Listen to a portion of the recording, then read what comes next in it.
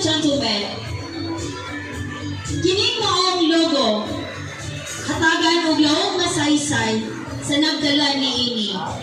Busa, paminawa, ang inyusahang yung kasing-kasing ug hunahuna unya sa pag-reveal niya sa daghang mga butang naglangkob sa maong KMH DK logo. Once again, the King Marble Heart Diamond logo. Ato siyang palakpakan.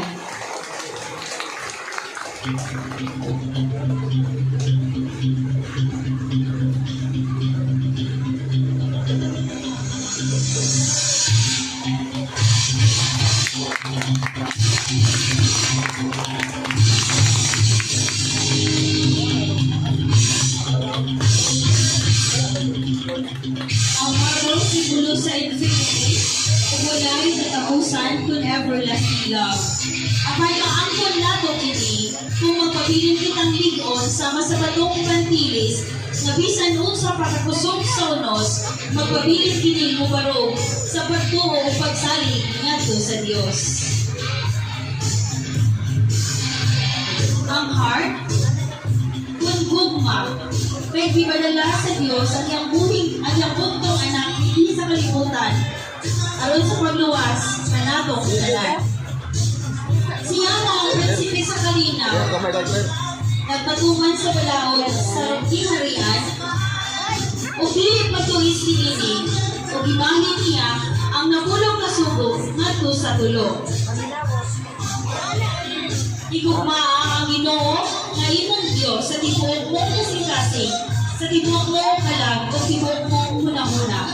Ang ikaduhang sugo, igugmaa ang imong isig katao sa kasimong pagalingon, ug ang ikatulo, maghigugmaay kamo sa usab-usa, maingon na ako na higugma kaninyo.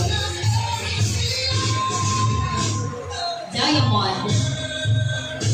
Usa ka mahait na bato, makapagba sa mga dulot sa magahing butang sama sa marble. Ug sa atong ulo, ang magmagahing maigo usad sa maong bato. Makadulot ang diamond, bisan paman sa kagahing sa iyong kasing-kasing. Kung ikaw ako na gayon niya, o mo surrender, isip mo at muampo ngadto kaniya.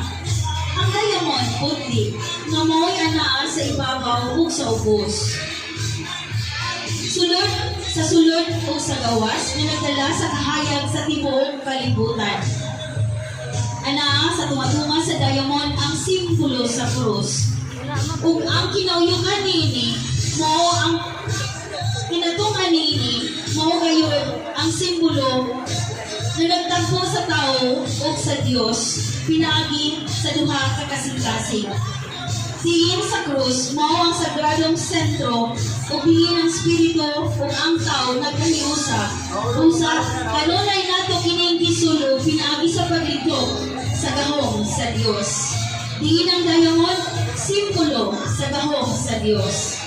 Once again, the heart, marble, diamond, logo. Alright, tinig kayo na, dawato nato ang entrance sa atong birthday banner. Ang atong birthday celebrant, Merlina Pales, ingon man ni Baby Shello sa ngalang Nova May. Kauban niya ang spiritual counselors, reverend ministers, spiritual advisors, ug ang atong